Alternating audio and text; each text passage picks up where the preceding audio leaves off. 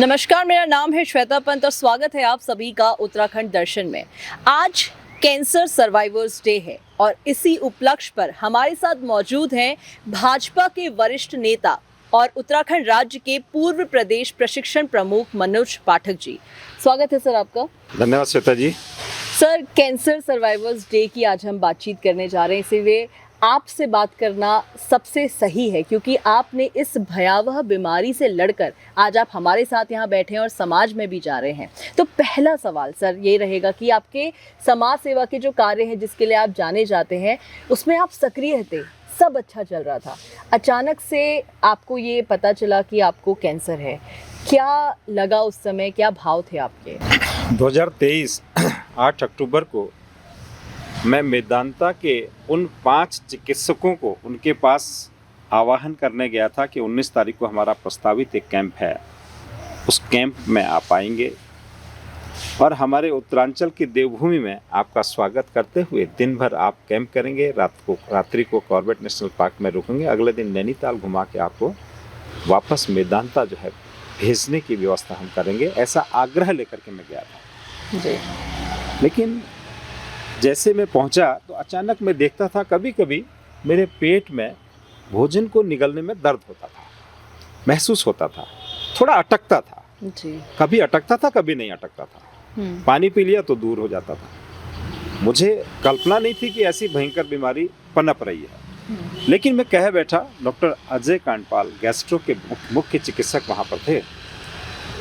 उन्होंने मुझे कहा ये कब से होता है? मैंने कहा 2-3 महीने से मैं महसूस कर रहा हूँ, आइए एंडोस्कोपी एक करते हैं। एंडोस्कोपी किया तो उनको दिखा घाव, अनुभवी डॉक्टर थे।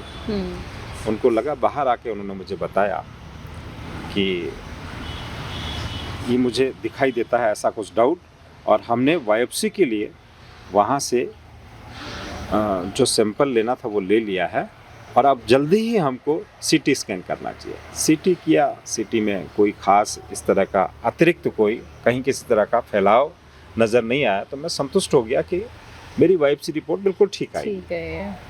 मेदांता जैसा बड़ा हॉस्पिटल मुझे देखा तो मैंने कहा एक बार मैं हार्ट की अपनी जांच करा लेता हूँ, यूरो से संबंधित जांच।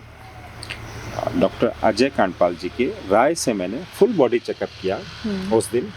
अगले दिन मैं वापस जैसे ही आ रहा था, 12 किलोमीटर आया था तो डॉक्टर कांडपाल जी का मेरे पास फ़ोन आया कि आप कहाँ हो?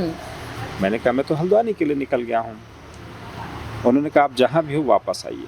मैं वापस गया, उन्होंने बताया कि आपकी बायोप्सी की रिपोर्ट में आपको कैंसर है। मेरे तो पैरों तले ज़मीन खिसक गई। थोड़ी देर के लिए सब कुछ सुन्न सा हो गया और मैं सोचने लगा कि जितने प्रस्तावित कामों को मैंने लिए हैं वो सब का क्या होगा।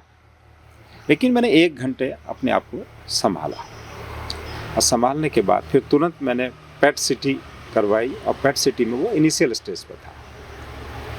तब मेरी जानकारी में ये नहीं था कि कैंसर की बीमारी जिनको हो जाती है वो अपना जीवन बचा भी लेता है। मुझे साक्षात दिखाई दे रहा था कि 3 महीने का मेरा जीवन है।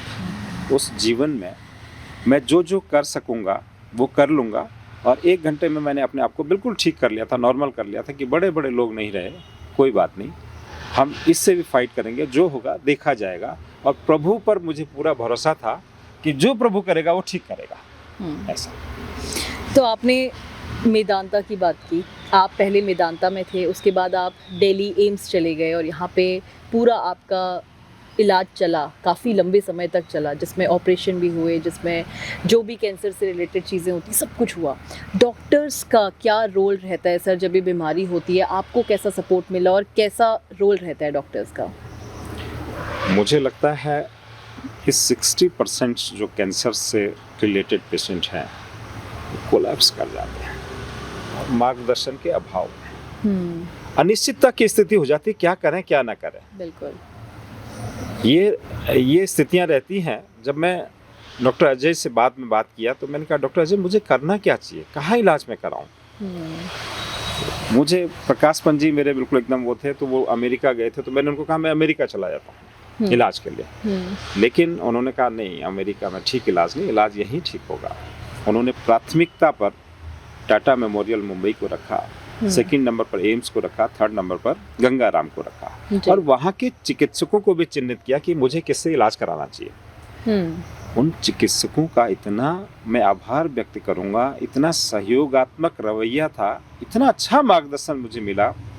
मैं पहले दिन ही एम्स के जो निदेशक हैं उनके पास पहुंचा और डॉक्टर एसवीएस देव के माध्यम से मेरा पूरा इलाज हुआ। डॉक्टर चेतन, इन सब की पूरी टीम ने मुझे बहुत सराहा, और समय समय पर, चूँकि हल्द्वानी का जो उजाला सिग्नस हॉस्पिटल है, तो डॉक्टर सलभ अरोड़ा जो एम्स से आए थे, शुरुआती दौर पर डॉक्टर सलभ यहाँ पर आए थे, तो मैंने लोगों से इंट्रोड्यूस कराना उनको शुरू किया, क्योंकि मैं मेडिकल कैंप लगाया करता था। समय समय पर डॉक्टर सलभ की सेमिनार हमने आयोजित की थी, लगभग 30-35 के आसपास। और डॉक्टर सलभ जिसमें बताते थे कि कैंसर होने के क्या कारण रहते हैं, क्या क्या सावधानियां बरतनी चाहिए, मैं उनके साथ रहता था। उनको भी पता नहीं था कि ऐसा कुछ हो जाएगा, ऐसी कल्पना। जब मैंने डॉक्टर सलभ को कहा कि मेरे पर ये, तो बोले ये तो दूसरों के लिए ऐसा सब हित करते हुए अब ये अपने आप पर बीत रही है, लेकिन इसको बहुत ढंग से आपने फाइट करना है। और डॉक्टर्स का बहुत अच्छा रवैया रहा। मैं तो सबका बहुत आभार व्यक्त करूंगा, और एम्स के पूरे स्टाफ का, वो चाहे 4th क्लास के लोग थे, वो एक्सरे कराने वाले टेक्नीशियन थे, वो हमारी बहनें वहाँ सिस्टर्स के रूप में जो काम करती हैं, उन सब का बहुत बहुत मतलब मुझे सहयोग मिला। सर, डॉक्टर्स की बात हुई है तो अब हम जनता पे आते हैं। जनता आपसे बहुत करीब है, क्योंकि जैसा कि आपने मेंशन भी किया कि आप फ्री मेडिकल कैंप्स लगाते थे। फ्री मेडिकल कैंप्स आपने ऐसी स्थानों में लगाए, ऐसी जगहों पे चिन्हित किया है जहाँ तक यहाँ लोकल डॉक्टर्स नहीं पहुँच पाते। आपने दिल्ली से डॉक्टर्स बुलवा के, सब अपने दम पे करा के मेडिकल कैंप्स लगाए, लोगों को इलाज दिलवाया, महिलाओं को जो उनकी बीमारियां होती हैं उसमें उनको अवेयर भी कराया। आँखों से रिलेटेड काफ़ी ऐसे कैंप्स हुए। इसके अलावा आपने गरीब परिवारों में फ़ीस भी दी है बच्चों को, जिससे उनका भविष्य संवर सके, और ऐसे कई सारे कार्य आपने किए हैं। इस वजह से लोग आपसे बहुत जुड़े रहे हमेशा से। तो जब उन्हें ये खबर मिली, और कैसे आपने उन तक, मतलब आपने बोला आप ही को इतना अचानक पता चला, तो कैसे आपने उन तक ये खबर पहुंचाई जो ये इंतज़ार कर रहे थे कि हर महीने कैंप लगता है, हर महीने फ़ीस का पैसा घर आता है, हर महीने पाठक जी को एक फ़ोन होता है, हमारा ये बिल पास करवा दीजिए, हमें ये परेशानी है, हमारे वहाँ पानी नहीं आ रहा है। कैसे उन तक ये बातें पहुँचाई? देखिए, जनता की भावनाएं तो इतनी मेरे साथ रही ना, इतनी मजबूती और सशक्ता जनता की भावनाओं ने मुझे दिया। जिस दिन मेरा ऑपरेशन था उसके एक दिन पहले 18 जगह सुंदरकांड हुए, मेरी सलामती के लिए, मेरी मतलब सफलता के लिए कि ऑपरेशन इनका ठीक हो जाए। उसके साथ साथ एम्स, जहाँ पर एम्स जैसे हॉस्पिटल में, वहाँ पर पावर ग्रिड एक बिल्डिंग है, वहाँ एक मंदिर है, उस मंदिर पर ही 350 लोग के आसपास जो है सुंदरकांड का पाठ पढ़ा गया। और मैं कल्पना नहीं कर सकता कि श्रीमान पुष्कर सिंह खनायत जी, छोटी जोत के किसान, उनका एक बार मेरे पास फोन आया जी। बहुत, मतलब ये रोचक बात मैं आपको बता रहा हूँ, मेरे जीवन में मुझे पता नहीं था कि ऐसी भी, इतना भी लोग स्नेह प्यार करते होंगे। उनका मेरे पास फोन आया, दादा आप कैसे हो, मैंने सुना आप बहुत बीमार हो। मैंने कहा मैं ठीक हूँ, अब मैं आपके पास दिल्ली आना चाहता हूँ, और मेरे पास जो दगड़ में मेरे कोई शय नहीं थी, मैं वहाँ देखना चाहूँ, मैं दिल्ली आज तक देख नहीं रहा। और मैं रोडवेज किराए मैं अपन डबल दी दी, क्या होनी, तुम कह दियो कि वो मेरे जगह दिल्ली आ जाओ, यानी कोई व्यक्ति दिल्ली की उनके साथ लेकर के आ जाए। मैंने उनको कहा, फिर वो अगला सेंटेंस उनका ये था, आप बुरा तो नहीं मानोगे, मैं अपने मन की बात कहना चाहता हूँ, ऐसा उन्होंने बोला जी। मेरी जिज्ञासा हुई क्या कहना चाह रहे हैं। मैंने कहा बताइए। उन्होंने कहा, मैं आपको, यदि आपको कोई आवश्यकता ऐसी है अंग की, तो मैं आपको अंग देने के लिए तैयार हूँ। मेरी आंखों में आंसू आ गए। मैंने देखा इतना प्यार जनता का। मैंने उनसे बात की, मैंने कहा इस तरह की कोई बात नहीं है, मैं जल्दी से ठीक होकर के घर आऊँगा, क्योंकि दिल्ली में डॉक्टर्स हमको मिलने की इजाज़त नहीं दे रहे हैं, आप वहीं रहिएगा। जैसे मैं घर आऊँगा, और घर आने के बाद मैं आपसे मिलूँगा, आपको मैं बुलवाऊँगा। वो सीधे अपने मंदिर गए, शिवालय में, खनायत धड़ा वहाँ पर है, वहाँ एक मंदिर है देवी का, वहाँ शिव जी भी प्रतिस्थापित हैं, महादेव भी वहाँ प्रतिस्थापित हैं, उनके पास जाकर के उन्होंने कहा कि यदि मेरे दादा को आप ठीक कर दोगे, मैं गंगोत्री से जल ला करके आपको चढ़ाऊंगा। और यकीन नहीं करेंगे आप, उन्होंने अपने साथ वो छोटी सी कमजोर सी देह लगने वाली श्रीमान पुष्कर सिंह खनायत जी, 65 वर्ष के एक सज्जन को उन्होंने और साथ में लिया, गंगोत्री पहुँचे। गंगोत्री से पैदल कांवर के माध्यम से जल ला करके वहाँ उन्होंने जलाभिषेक किया। परिणामतः 6 महीने बाद मैं अपने ठीक होकर के घर पहुँचा। अगली शिवरात्रि में 12 लोग गए और वापस आए तो उन्होंने मुझे कहा कि जब तक आप यहाँ नहीं आओगे तब तक मैं जलाभिषेक नहीं करूँगा। मैं अपने परिवार सहित वहाँ पहुँचा। इतना प्यार स्नेह जनता का, मुझे लगता है कि मैं कैसे उस जनता का कर्ज उतार पाऊंगा जो एक मेरे आह्वान पर मेरे को इतना प्यार और स्नेह लौटाते हैं, इतना प्यार स्नेह देते हैं। बहुत अच्छा लगता है। तो जनता से ऐसा प्यार है। आप भाजपा पार्टी देश की सबसे बड़ी पार्टी है, संगठन से आप जुड़े हुए हैं, इसके आप वरिष्ठ नेता भी हैं। आपने संगठन के कार्यों के लिए जितनी जानकारी मुझे है कि आपने हमेशा आप सक्रिय रहे, आप भाजपा के कार्य के लिए भी आप प्रभारी बनकर अलग अलग राज्यों में गए, संगठन के कार्य में आप इतना विलीन रहे हैं, इतना आपने उसमें अपना योगदान दिया है कि आपने अपने परिवार के कई कार्य छोड़े, आपने कई जो हमारे तीज त्यौहार है वो भी छोड़ दिए क्योंकि संगठन आपकी प्राथमिकता रहा है। तो पार्टी और संगठन की तरफ से कैसा सपोर्ट या क्या उन लोगों के भाव थे जब उनको ये सब चीज़ें पता चले? देखिए, हमारे मातृ संगठन राष्ट्रीय स्वयंसेवक संघ हो गया, हमारी भारतीय जनता पार्टी हो गई, हमेशा कार्य करने में वो सीख हमको मिलती रही, राष्ट्र सर्वोपरि। और राष्ट्र सर्वोपरि में हम अपनी पार्टी को सर्वोपरि रखते हुए उनका जो आदेश जब जहाँ जिस प्रभारी के रूप में जो दायित्व सौंपा उसका निर्वहन करने में आनंद की अनुभूति होती थी और मैं बाहर जाता भी था जी। लेकिन मेरे विपरीत परिस्थिति में मैं काम कर रहा था। लाल कुआं में मुझे पूर्णकालिक रूप से लगाया था। मैंने अपने माननीय प्रदेश के अध्यक्ष जी को एक मैसेज किया छोटा सा कि 90% मेरा वो काम पूरा हो गया है और मैं अब अपने इलाज के लिए इस बीमारी के निकल रहा हूँ, आप वहाँ किसी दूसरे को लगाइएगा। ऐसा आग्रह लेकर के मैंने एक संदेश भेजा तो तुरंत उनका फ़ोन आया। संदेश देखते ही, क्या मनोज जी, अभी तो तुम बागेश्वर के चुनाव में बिल्कुल ठीक थे, आपने किसी ऐसे ही चिकित्सक से ये बताया होगा जब तक इस बीमारी की पुष्टि नहीं होती तब तक ऐसा नहीं बोलते। वो मुझ पर बिफर पड़े एक गार्जियन की तरह। उनका अपनत्वता का भाव था इस प्रदेश के मुखिया के रूप में श्रीमान महेंद्र भट्ट जी।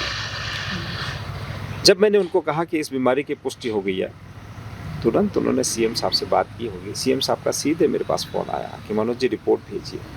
तो मेरे राष्ट्रीय नेताओं से भी उन्होंने श्रीमान अनिल बलूनी जी के, श्रीमान अजय भट्ट जी, यानी प्रदेश के और हमारे राष्ट्रीय स्वयंसेवक संघ के प्रांत के हो गया, राष्ट्रीय हो गया, ऐसे लोगों ने मेरी इतनी मदद करी।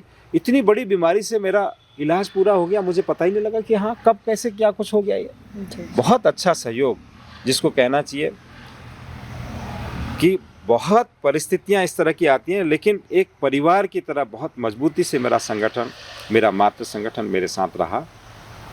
निश्चित कहीं ना कहीं इस बड़ी बीमारी से लड़ने में, ऊर्जा देने में यदि मेरे संगठन का बहुत महती रोल है।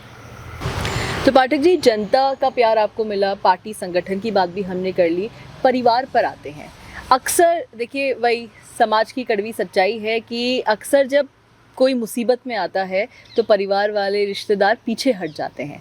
लेकिन आपकी उसमें अक्सर मैंने यही देखा है, मोस्टली मैंने यही देखा कि जब आपके इवेंट्स होते हैं तो पूरा परिवार आ जाता है आपका एक साथ, आपको हमेशा उनका सपोर्ट मिला है। तो आपकी बीमारी के दौरान, कैंसर के दौरान कैसा सपोर्ट था परिवार वालों का?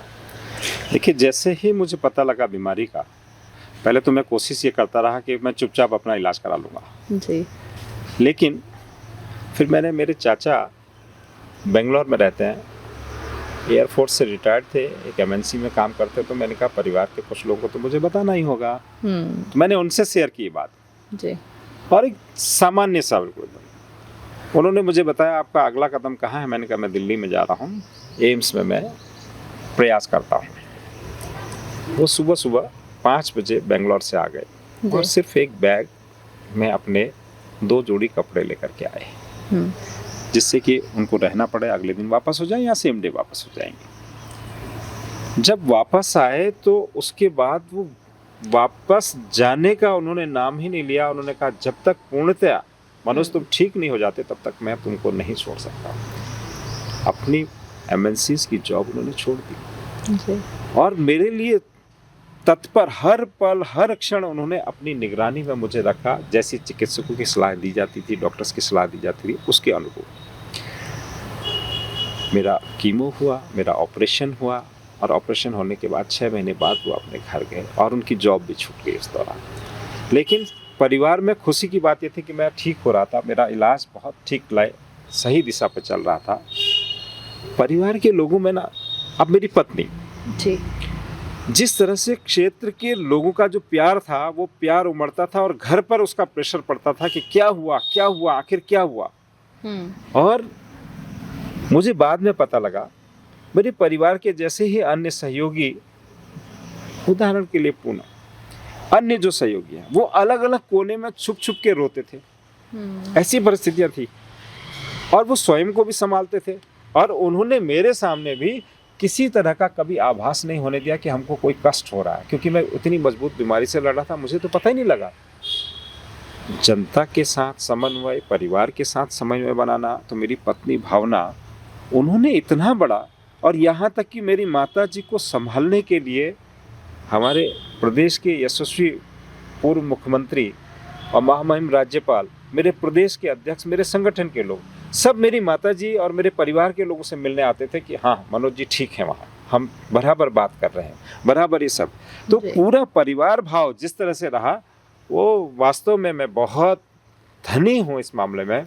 मैं देश और दुनिया का अपने आप को धनी मानता हूँ कि ऐसे परिवार के लोग, वो मेरे चंडीगढ़ में रहते हों, मेरे बागेश्वर में रहते हों, मेरे बेंगलोर में रहने वाले, अनन्य लखनऊ में रहने वाले, बहुत सारे लोगों ने मुझे बहुत मजबूती से सहयोग दिया इस बीमारी से लड़ने में। तो पाठक जी, कैंसर से जब आप उभर कर वापस आए हैं, देखिए एक बार फिर से समाज में आपका वही नाम है, अगर मैं मेंशन करूं जो हम हर जगह सुन रहे हैं, देख रहे हैं, नगर के नायक सम्मान समारोह, गांव का गौरव सम्मान समारोह, आप ऐसे ऐसे क्षेत्रों में जाके लोगों को सम्मानित कर रहे हैं, ऐसे लोगों तक पहुंचे जिनके बारे में बहुत कम बातचीत की जाती है। आप एक बार फिर वापस से आ चुके हैं, तो क्या बदलाव आया है आपके जीवन में कैंसर से लड़ने के बाद? देखिए, मेरा 18 मार्च 2024 को लास्ट कीमो हुआ जी। मैं वापस घर में आया और कीमो के उपरांत जो कमजोरी होती है, जो क्षीणता शरीर की होती है, बढ़ती चली जा रही थी और इस कदर बढ़ रही थी। लेकिन जिस जीवटता से मेरे अपने लोग मुझे सहयोग कर रहे थे, मुझे लग रहा था धीरे धीरे मैं खड़ा हुआ। बहन सोनिया के माध्यम से मैंने योग को व्यवहार में लाया और योग को व्यवहार में लाने के बाद आज की तारीख में 65 लोग मेरे साथ घर में, एक पर्णिका भवन में, एक पर्णिका योग परिवार ही पूरा बना दिया उन्होंने। उसमें वो परिवार की तरह सुबह 5 बजे आते हैं, 6 बजे तक योग करते हैं। ऐसे ही श्रीमान भरत दास जी जज फार्म में उन्होंने स्थान उपलब्ध कराया और 75 लोग आज की तारीख में वहाँ पर भी योग कर रहे हैं, योग को व्यवहार में ला रहे हैं, अपनी काया को रोगी होने से बचा रहे हैं और लगातार निरोगी बने रहने की प्रेरणा दे रहे हैं लोगों को पूरे देश में। ये मेरे लिए बड़े सौभाग्य की बात थी। और साथ ही मैं ये कहूँगा कि जिस तरह से मैं देखता हूँ अपने राष्ट्रीय नेतृत्व को, अपने संगठन के नेतृत्व को, सुबह सुबह शाखा होती है हमारी, योग, व्यायाम और प्राणायाम, इन सब के माध्यम से इसको नियमता यदि कोई व्यवहार में लाएगा। हम तो संगठनिक कामों में कहीं ना कहीं इन सब चीज़ों से विरत हो जाते थे, जल्दीबाजी में सब चीज़ रहता था, काम करना, संगठन का, पार्टी का काम करना, समाज का काम करना, ये सब। उसके कारण कहीं ना कहीं योग को या शाखा को हम सशक्तता के रूप में अपने व्यवहार में नहीं ला पाए, तो रोग युक्त हो गए। लेकिन रोग मुक्त बनाने के लिए योग को व्यवहार में लाएं तो मैं समझता हूँ बहुत अच्छा सब ये रहेगा। और मैंने तो ये सोचा है कि जिस प्रभु ने अब ये बोनस का जो जीवन दिया है, इस जीवन को समाज के लिए ही लगाना है। अभी आपने बताया नगर के नायक, गांव के गौरव, जो धरातल पर काम कर रहे हैं हमारे लोग, उनको सम्मानित करेंगे। उनको सम्मानित करने के साथ साथ योग को व्यवहार में लाते हुए, जिस तरह से हम मोदी जी हमारे आज की तारीख में भारत देश को प्रथम पंक्ति पर लाने के लिए, भारत माता को प्रथम सर्वोपरि बनाने के लिए लगे हुए हैं, धामी जी इतना श्रेष्ठ काम कर रहे हैं। मैं तो धन्य हूँ ऐसे ऐसे हमारे नेतृत्व के लिए, जो विपरीत परिस्थितियों में मैं देखता हूँ। जब मैं लड़ रहा था वहाँ, मैं गंगाराम में गया, और गंगाराम में जैसे डॉक्टर्स से मैंने राय ली, उन्होंने कहा आपका इलाज निःशुल्क कर देंगे आयुष्मान भारत के माध्यम से। मैंने पूछा कैसे कर दोगे आप? उन्होंने कहा आयुष्मान कार्ड है आपके पास? मेरी आंखों में आंसू आ गए। मैंने कहा मोदी जी की सोच कितनी जबरदस्त है, हमारे धामी जी की सोच कितनी जबरदस्त। उस गरीब के कल्याण के लिए उन्होंने इतने बड़े रोगों के लिए गंगाराम जैसे हॉस्पिटल में सुविधाएं दे रखी हैं, और वो भी निःशुल्क की बात वो करते हैं। बहुत श्रेष्ठ। मैं तो कह रहा हूँ धन्य है हमारे मोदी जी, धन्य है हमारे धामी जी, जिस सोच के हिसाब से उन्होंने भारत देश की जो कल्पना की है, यहाँ के राष्ट्र के गरीब लोगों के लिए जो योजनाएं चलाई हैं, वो वास्तव में बहुत श्रेष्ठ है। तो मतलब हमें ये बातचीत से हमें ये पता चलता है कि सिर्फ पाठक जी नहीं, बल्कि एक आम तबके का आदमी भी इस भयावह बीमारी से लड़ सकता है, जीत सकता है, और एक नॉर्मल लाइफ जो हम कहेंगे जैसे आज आप समाज के बीच में हैं, वो भी आ सकते हैं। क्योंकि आपने बताया कि आपने ये एग्जाम्पल वहाँ पे देखा ऐसे हॉस्पिटल्स में। पाठक जी, आखिरी सवाल आपसे लूँगी कि मैं ये मानती हूँ कि कोई भी इंसान एक अकेला कैंसर से नहीं लड़ता, पूरा परिवार लड़ रहा होता है। जब किसी एक व्यक्ति को भी अगर कैंसर होता है, तो पूरे परिवार के लिए आप ऐसी क्या सलाह देंगे, क्या मैसेज देंगे कि उन्हें आपको देखकर प्रेरणा आए और उन्हें इस बीमारी से लड़ने की शक्ति मिले? जैसा मैं देख रहा हूँ आज की तारीख में, कैंसर के रोगियों की बढ़ोतरी हो रही है। हमारा खान पान, हमारा जो रहने का रहन सहन है, वो बहुत ज़्यादा, और जिस तरह से रसायन युक्त हम भोजन ले रहे हैं, तो कैंसर के रोगी बहुत ज़्यादा बढ़ रहे हैं। मेरा कहना यह है, पहली बात कि आयुष्मान कार्ड अपना तुरंत बनवाएं, उसको सक्रिय रखें, और चिकित्सकों के संपर्क में आते हुए, जैसा चिकित्सक कहते हैं, अपने परिवार को साथ में लेते हुए, अपने समुदाय को साथ में लेते हुए, कैंसर से घबराएं नहीं। कैंसर को बड़ी सरलता से हराया जा सकता है। अपने मनोबल को ऊंचा रखते हुए चिकित्सकों के सलाह से हम व्यवहार में, जीवन व्यवहार में वो सब चीज़ें लाएं, और लाने के साथ साथ कैंसर जैसी बीमारी, अब मुझे लगता है चिकित्सा जगत बहुत आगे बढ़ गया है, और इस रोग को हराने के लिए मनोबल, चिकित्सा और इन सब का संयुक्त मिश्रण करते हुए, अपने जीवन व्यवहार में लाते हुए हम इसको सहजता से हरा सकते हैं। मैं कालाढूंगी विधानसभा के भी और पूरे प्रदेश और देश के लोगों को ये कहना चाहूँगा, और कालाढूंगी विधानसभा में तो आयुष्मान कार्ड जिन लोगों का नहीं बना है, मुझे बताएं।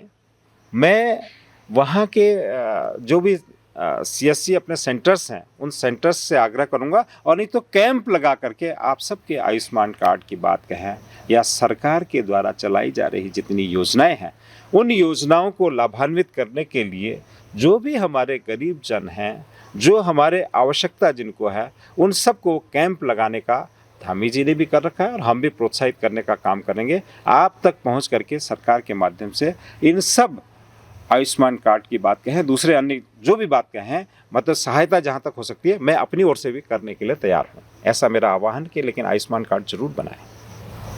धन्यवाद पाठक जी, आपने क्षेत्रवासियों को भी एक बड़ी सौगात कहना चाहिए, ये भी कह दिया कि होता क्या है, मुझे ऐसा लगता है कि लोगों के पास कोई माध्यम नहीं है जिससे वो कार्य कर सके। तो आपने ये भी आज हमारे चैनल के माध्यम से ये भी एक मैसेज पहुंचाया है। साथ ही आज कैंसर सर्वाइवर्स डे पर जो भी बातचीत आपसे हुई है, हम यही उम्मीद करते हैं कि आपको पाठक जी की बातों से ये प्रेरणा मिलेगी कि कैंसर से लड़कर जीता जा सकता है, कैंसर को हराया जा सकता है। धन्यवाद पाठक जी, आपके समय के लिए, आपकी बातचीत के लिए।